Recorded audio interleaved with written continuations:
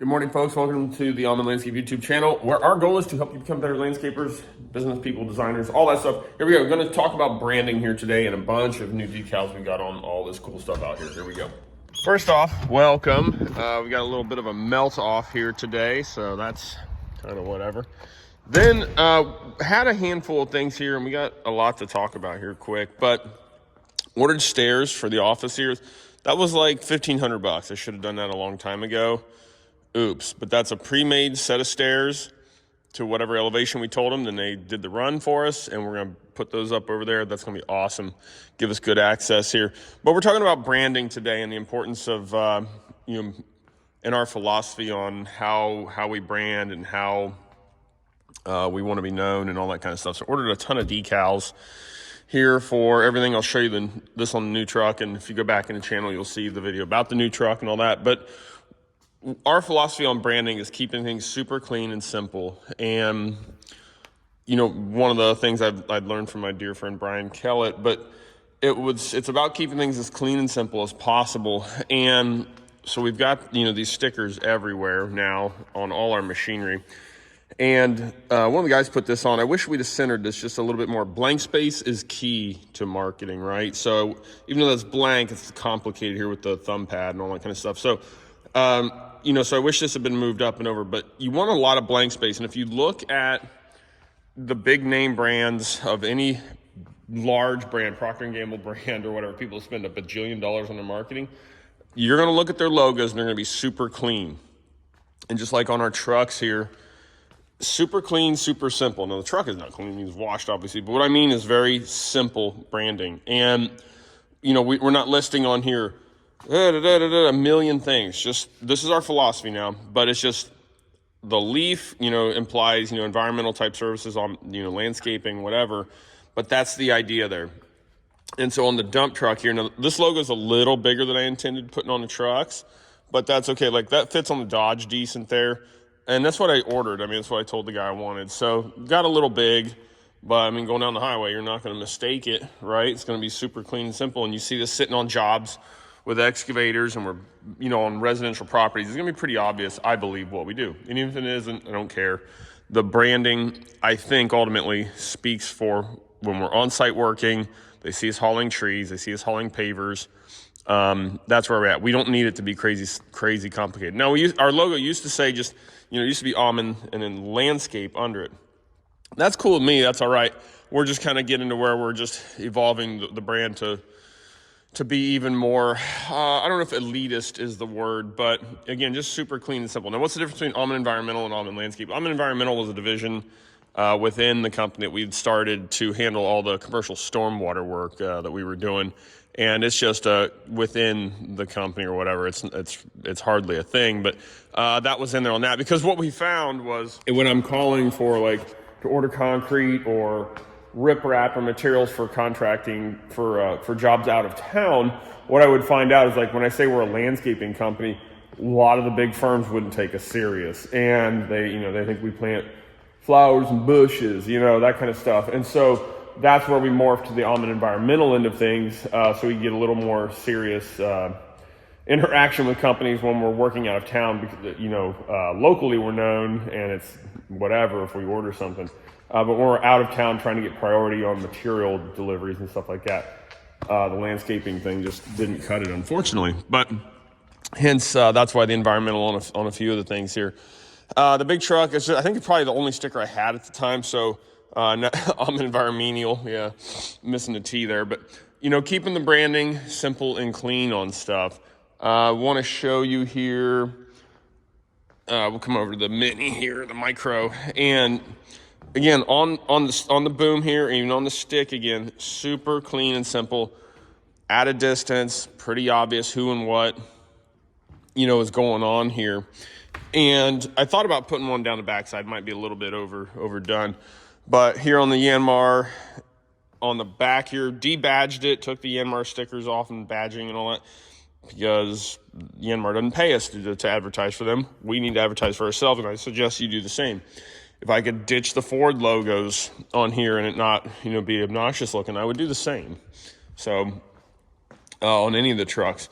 Our skid steers here, the skiddies, Did the same thing here. Now, eventually we're going to do like a full-blown like wrap situation and do something pretty freaking sweet. But at the moment, I just want to get branding on this thing. I've been meaning to do this forever. Now, I still plan on taking off the 2-speed, even the T595 part, all that. Across the back, super big, clean, simple, at a distance, totally visible, awesome. So we did that. On the mini skid steer here, same thing, just super simple, clean, open, branding. Debatable if I take off the 1550 part, probably will. Again, just to clean that up and simplify it, and somebody scratched the crap out of that machine, who knows.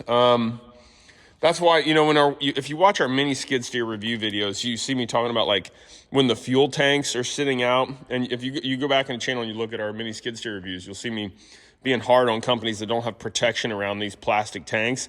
This is exactly why, man. Somebody hit something pretty freaking hard and scratched it down the entire length of the machine. Like, that's a big deal.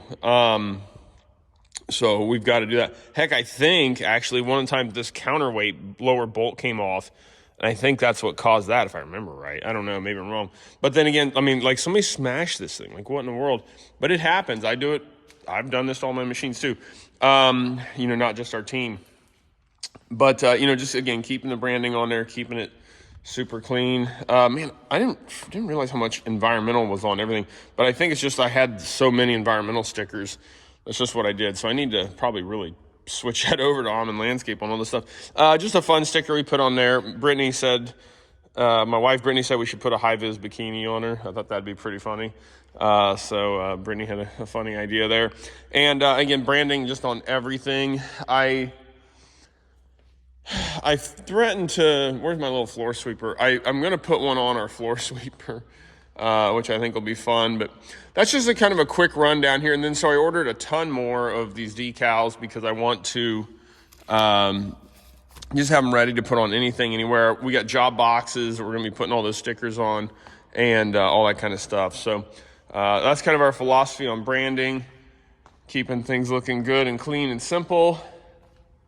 That's it. So I want to encourage you when you're doing your branding, you need to be making sure you need to be making sure that things are super clean and simple. You don't need to list out 85 services on the truck or on anything for that matter. Actually, I'll take you out and show you the job trailer real quick. So we've got really good looking marketing on that. But again, if you're going to post anything, post like the top 3 things you want. Don't post any of the services you want not as much, right? So like, if there's things you're trying to get out of, stop advertising for them, essentially. Like if you're thinking about getting out of mowing or trying to get out of mowing, stop putting lawn care on your stuff. It's still cold out, but this thing sits on jobs for a long time. So it's a big billboard and we haul it around. It's a big mobile billboard. So we keep this thing pretty simple. Obviously it's huge, but our slogan, contact info, and all that. And so even on the back, super simple, super clean, big at a distance. Man, it's cold. It's a lot of moisture in here. It really makes it bad. But, some contact stuff. No, why don't we do that on the trucks? And by the way, here we are back to like what we do. Design and install, pavers, plants, walls, and stormwater. Keeping our marketing and stuff very to the point, very simple. The main things we want. So I would encourage you, when you consider your marketing, all that kind of stuff, doing it the same way, keeping it very, very simple. So that's our philosophy on that, keeping things super simple. And again, if you look at like the big brands, whoever they are, and you look at a Porsche ad or even a Ford ad, soft drinks, anything, it's all clean and simple and with limited amounts of information on there so that it's to the point. One thing I had seen a marketing concept of like you have to, it was really interesting. Like say you have a basement waterproofing business, some of your marketing needs to just say, we fix wet basements. Just eliminate any question or friction of what you do. Now that kind of goes counterintuitive to like what I'm saying with like our simplicity and almost vague nature of what we're doing here. But that again, that's the brand we want to build. It's super clean, somewhat elite looking. Why don't we put contact information on trucks? over the years, we have found that it's hardly used. We rarely like, hey, I called the number I saw in your truck. It's just, we just have come to find out or realize, or it seems that people rarely call us from the contact information on our trucks. And now again, that job trailer where it sits in a neighborhood for, a month or 2 months, that's where we begin to see that works out, right? So that part's okay. But on trucks and stuff, even the website and things like that, it doesn't seem to do us much good there. So that's our philosophy, right or wrong. That's the way we look at it. Even on yard signs, again, super simple, to the point, just pavers, plants, walls.